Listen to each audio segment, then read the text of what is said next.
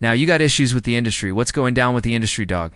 Industry is full of a bunch of sucking dick riding, bending over the desk ass underscore. Straight up like that. Whoever don't like it, bring it underscore, bring it. I don't. Give a bring it, bring it. They've got this new breed of rapper that's paying DJs to play their underscore. You know what I'm saying? They and the record label executives, and it's like there's too much of that going on. You know what I'm saying? Let me be me. Let me be the artist that I am and just play my mother music. You know what I mean exactly? Not they want you all up under this, you know, sitting at the going to dinner with them and like that, and you know all that favor. For a favor, I don't get down like that. Look, I give you the music, you give my money. That's it. A lot of the love I had for wanting to, for wanting to be a part of industry is not there anymore. I don't even associate myself with the industry. You know what I'm saying? I'm not an industry artist. I'm an artist in the industry. I get a little uncomfortable. I get uncomfortable like he said. He said something to me one time. A long time ago, he told me he'd take me shopping. I looked at him like, what did you just say? Let me move, man, before I do something. You going to make me mess up the wedding? Oh, that's a nice gesture. Let me get out of no dude, take. That what a guy says to a girl. Turns out DMX had been trying to warn us about Diddy for years. Most people didn't take him seriously, but one person who was actually paying attention. 50 Cent DMX was never afraid to talk about how dark the music industry really is, he once said. The industry is full of people who do anything to get ahead, sell out, suck up, bend over, whatever it takes. And he wasn't just talking to hear himself talk. He said he met the devil right there in the industry. And that's how he knew God was real. Because if there wasn't evil, he wouldn't have had to fight so hard to stay strong. He made it clear he wasn't part of the industry. He was in the industry but didn't belong to it. That's why nobody could control him. He refused to play by their rules, and what did they do? They sold a company, they invited me into a house, and they sold it. Yeah, I am mad. I mean, right. I'm mad. I feel betrayed, man, but it's a business, and I'm going to carry it like a business. But my music is still my underscore music, and you play on my music. You play on my life. You play on my life underscore going to disappear, you mean, yeah. Yeah, things are definitely changing there, man. Yeah, they got a whole new staff now, so I got two. Go in and see what's up, you know what I'm saying? Now fast forward, and we're seeing things come to light about Diddy stuff, darker than most of us could have ever imagined. And suddenly, all those wild things DMX was saying, they don't sound so crazy. Anymore. DMX even once said he turned down deals with Diddy because something felt off. At one point, Diddy had passed on signing DMX. But when he saw that Def Jam was about to offer DMX a big contract, suddenly Diddy wanted back and trying to double. The offer X didn't trust it. He'd already heard some stories about what was happening behind the scenes at Bad Boy Records about Puff. One thing I respect about him is that at least he told me to my face what he felt. He was like, nah, his voice is too rough, he's not marketable. Maybe 3 weeks later when he found out I was getting signed for them, I was like, yo, I'll lace your pockets. I'll double what they gave you and lace your pockets. Like, if you didn't know what I was, then you just pretty much jump on the bandwagon now. Because if you didn't see the girls that I was, then that's cool. So it's a legendary story. Like I told you, we sat down with Diddy, but he knew he wasn't going to sign with Diddy. He knew Diddy wasn't going to sign him. He knew in his mind that Diddy wouldn't want to take on problems right now. Yo said that you were supposed to sign the bad boy. Look, they knew I was talented. They just looked at it and was like, I don't want all of the stuff that comes with it. The M stumbled over it, but he didn't know the trouble that came with it. You see what I'm saying? So I was like, yo, no, this is perfect. DMX had been warning us about Diddy for years. Most people didn't take him seriously, but one person who did was 50 Cent. DMX was never afraid to talk about how dark the music industry really is. He once said the industry is full of people who do anything to get ahead, sell out, suck up, bend over, whatever it takes.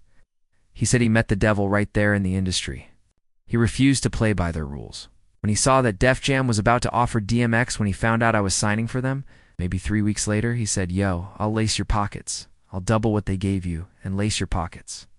I'm like, if you didn't know what I was, then you just pretty much jump on the bandwagon now. Because, as I mentioned, we sat down with Diddy, but he knew he wasn't going to sign with him. He knew Diddy wasn't going to sign him. He knew in his mind that Diddy wouldn't want to take on problems right now.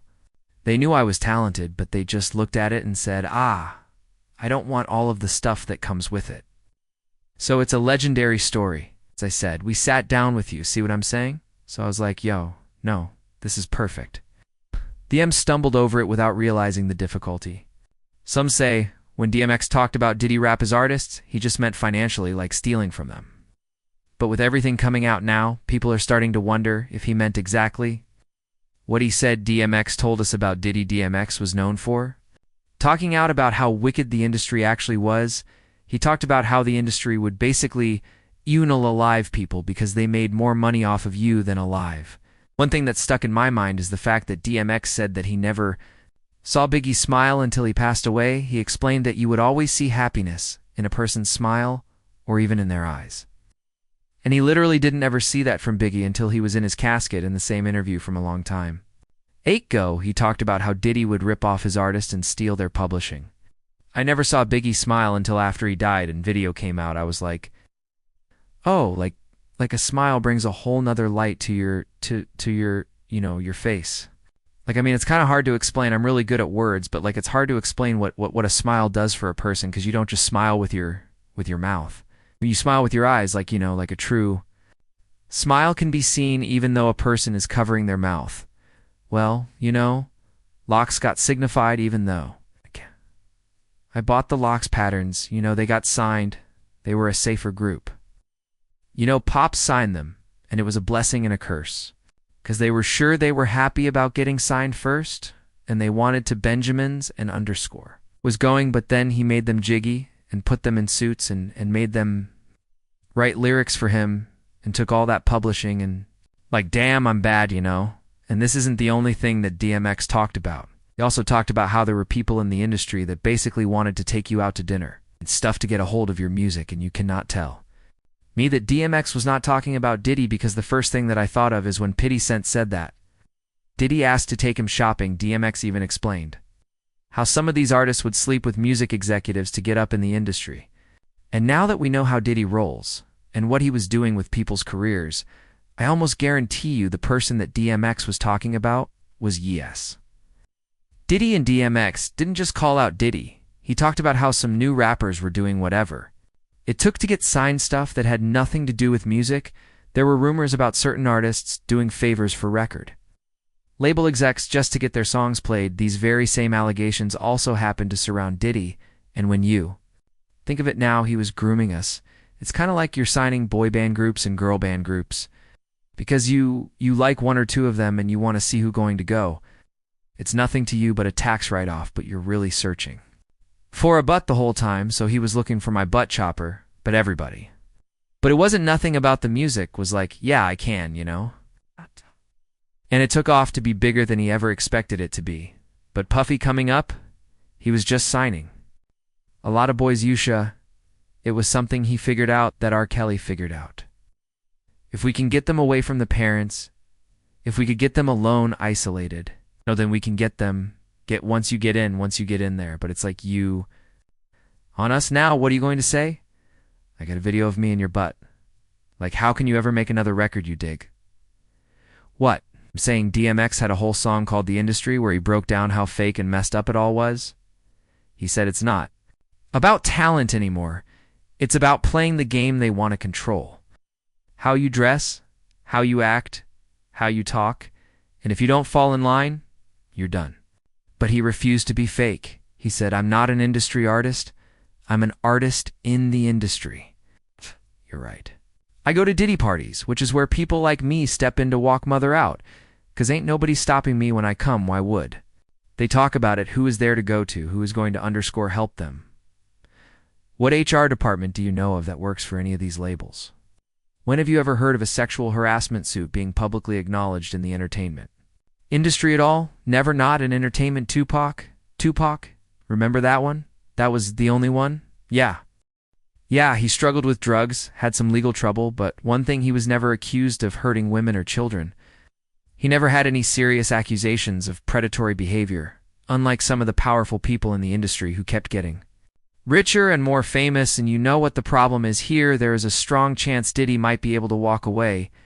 Let's bring in David, a Gelman, former prosecutor, and a criminal defense attorney. David, welcome. Hey, Mike. Good to be here.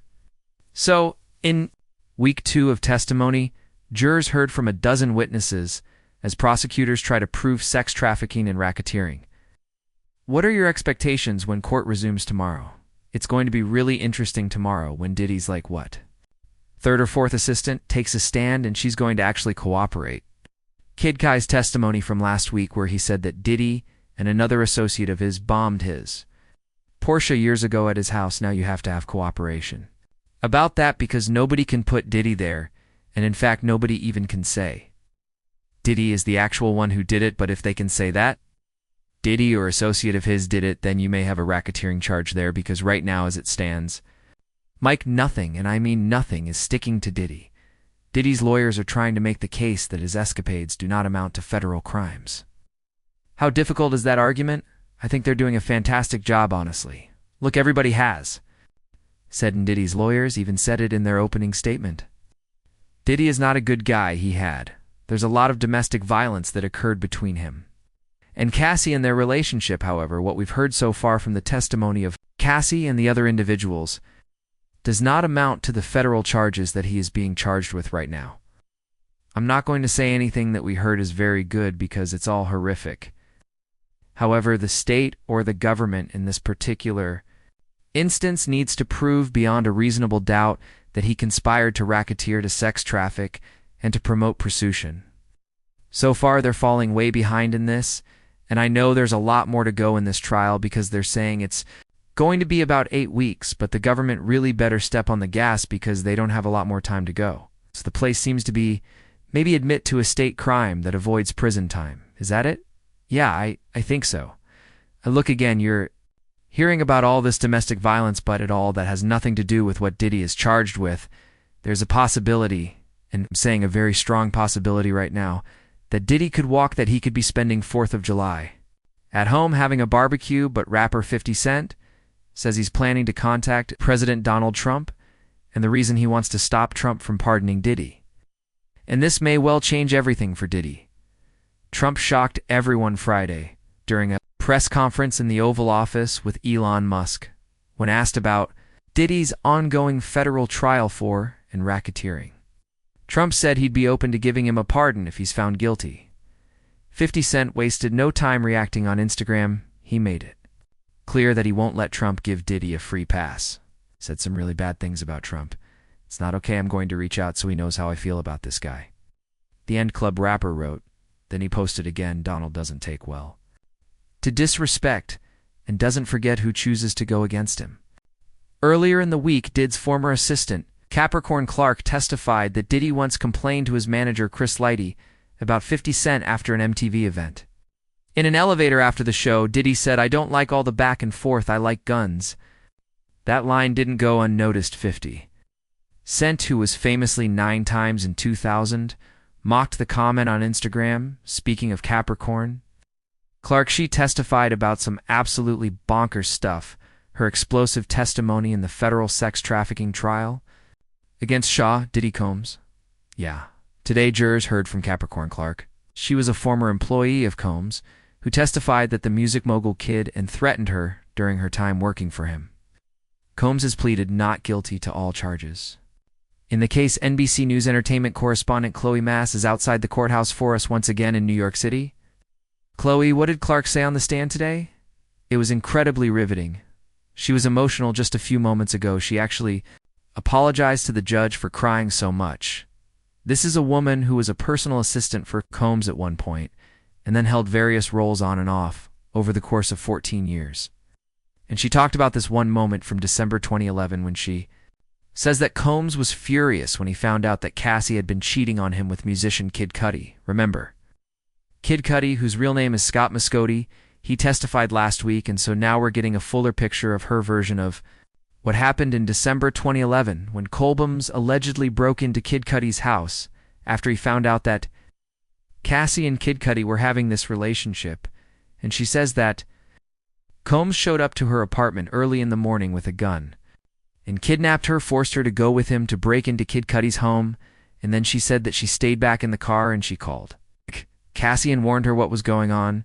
She also says that later that morning she returned to Sean Combs' house after he had her go and get Cassie and bring her to him. She says that that's when she witnessed Combs violently up Cassie and her to the point that she fell to the ground in a fetal position, and that he continued to, all the way from the front threshold of this mansion to the street, and she says that she was so worried for Cassie's life that she actually called her mother, Regina Ventura, and told her to call 911, but this is slightly different, you guys, than what we heard on the stand from Kid Cudi. Also, when we heard Regina Ventura take the stand, we didn't hear about that call from Capricorn Clark. So it's really interesting for me to sit in this courtroom and you hear little bits and pieces of these alleged events. And so it's going to be really interesting to hear what the jury eventually thinks in a few weeks. And I also want to point out that it looks like the prosecution might actually be running ahead of schedule. They may only have just about 4 weeks left of their case before they hand it over to the defense. And Chloe, who else are we expecting to see on the stand this week? So today we're expecting to hear from some of the individuals that got to the scene of Kid Card's Kai's car explosion a few weeks after this alleged kidnapping. Remember, he said last week on the stand that Kolbamess was so angry about his relationship with Cassie going on behind his back that he was behind this Molotov cocktail being put into his Porsche convertible, and we saw pictures of the damage of his Porsche last week. So we're expecting to hear from some of the firefighters and the police officers that were leading this investigation, and Gene Deal had even more shocking revelations. To add to Clark's testimony when Capricorn testified against Puffy on Tuesday, you was there, right? How did that go from your point of view when Capricorn testified? Man, it was heartfelt, not because she was crying and going through all the pain that Cassie and her went through, and because when you heard her testimony, you found out that she really didn't care for Cassie like that. Their friendship grew, They had grown into a friendship that she cared more about Diddy, because she even wrote him letters that she had a crush on him back in the day. So it was kind of weird hearing all the stuff she was going through, and in my mind I was thinking that and knowing who Diddy was, he probably slept with her too. That's what I was thinking. I don't know that to be true. You understand, but what people didn't understand in her testimony, because just like Dawn, that he would fire her, then she'll come back, or she'll go get another job, and then she'll have to come back, or whatever didn't work about something like that. People don't understand this, bro. And when you look at the situation with all the people that were employed by Diddy, and that was in the music world, it's this old proverb, the golden rule. And what's the golden rule? The man with all the gold make all the rules. They think it's 5 times they set up in this old abandoned warehouse. So she was terrified and she was scared and she didn't want to go, but she had to go. And she put Paul Offord on blast. That's the one they used to call Uncle Paulie. She put him on blast like he was some gangster taking her up there. And if she was, she would have been found, and all the polygraph came up inconclusive, or unconclusive, inconclusive, whatever that is. It wasn't conclusive that she did anything regarding stealing any of the jewelry or something like that, so it was just a fear tactic with her. The tension between Diddy and 50 Cent goes way back almost 20 years. In 2006, 50 Cent dropped a diss track called The Bomb, accusing Diddy of knowing who was behind the murder of rapper Notorious Big. Since then, many people in the know have come out and claimed the same thing. Said, "Yo, Big somebody going to try to come tonight?" And Lil C is who I hadn't seen all week. Lil C says, "Gene, go ahead on with that cop." I said, "I know one thing, you better get you a GED. You know what? That is a good enough degree so they don't cheat you out your money like they do in your man right here." And I was talking to about Big Cuz. I had read his whole contract on the plane. Cuz Puff had gave me the briefcase. And he gave me the briefcase, like he just do some underscore. Hand me the briefcase, and went to first class, and I went to coach in the ER emergency exit. And I just open it up, start reading the saying "cuz" at the end of the contract. Big was begging for what he was asking for his publishing and his harkening back, and Puff was saying in the contract, "We'll revisit that at a later date." You know what I'm saying? So I'm just reading this story. I got 6 hours on this plane. I'm going to go through whatever's in this briefcase. But somebody told that. Somebody told Puff Pack got to die, Big got to die. And shit, not going to go to jail, these people playing 25 years in advance. Had Pac and Big still been alive today, come on, brother. Yeah. You and I both know how strong they would have been since then. 50 has roasted Diddy online nonstop, especially after Diddy's ex-girlfriend, Cassie, Ventura filed a shocking lawsuit accusing him of abuse and disturbing sex parties. And now, 50 is working on a Netflix documentary about the sexual allegations against Diddy. Meanwhile, in court, things got tense. One of Diddy's former assistants testifying under the name Mia told jurors she was sexually assaulted by him during the 8 years. She worked for him from 2009 to 2017. A former assistant to Sean Diddy Combs gave emotional testimony today in Combs. In racketeering trial, she claimed Combs sexually her multiple times, and ABC's Rita Roy has the details. Celebrity stylist and friend of Cassie Ventura, Deontay Nash, walking into a Manhattan courthouse today facing more cross-examination from the defense team of Sean Diddy Combs Nash, who was subpoenaed to testify detailing multiple instances of alleged violence and control. He says he witnessed in Ventura and Combs' relationship. He testified he often saw Ventura bruised up, and that he once witnessed Combs Ventura. He told jurors Ventura confided in him how Combs pressured her into unwanted with male pro, and that he knew her to spend nights with Combs in hotel rooms, against her will, including one time on her 29th birthday. When Combs allegedly told her, "I do all this for you, and you can't do this one thing for me," apparently referring to her not wanting to participate in a freak-off, Nash said another time. Combs threatened to release sex tapes of Ventura telling the jury that Ventura said she didn't want to have sex with those guys in the tapes, but she did it because, quote, Puff wanted her to. The defense, questioning Nash's recollection about certain incidents, including that alleged bloody, and when Nash testified that Combs controlled everything about Ventura's appearance, defense attorneys suggested it was a business decision rather than an element of coercion. Combs' team has conceded that he was abusive, but that the violence was due to drugs and jealousy and not about him forcing her into sex. A former assistant of Combs taking the stand under the pseudonym Mia telling jurors about the times Combs allegedly forced himself onto her sexually. She says working with him was exciting but chaotic and toxic, talking about multiple instances of alleged violence now. Combs has pleaded not guilty to all charges against him and has maintained that all sexual encounters were consensual. Diddy's lawyer, Brian Steele, grilled her on the stand, reading out old texts and social media posts where she seemed affectionate toward him. The prosecutor, Maureen Kami, called the questioning humiliating and said it might scare other victims from coming forward.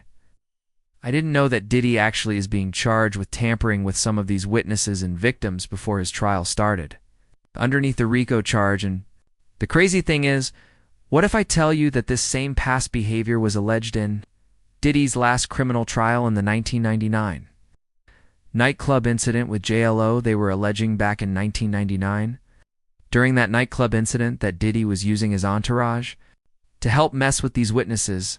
The one being named was Diddy's bodyguard, Uncle Paul Lee, who we keep hearing brought up in the current trial as a co-conspirator for a lot of different things that Diddy allegedly has done, and y'all know I'm about to break it all down, so let's get into it. This is the indictment for Diddy's current criminal charge.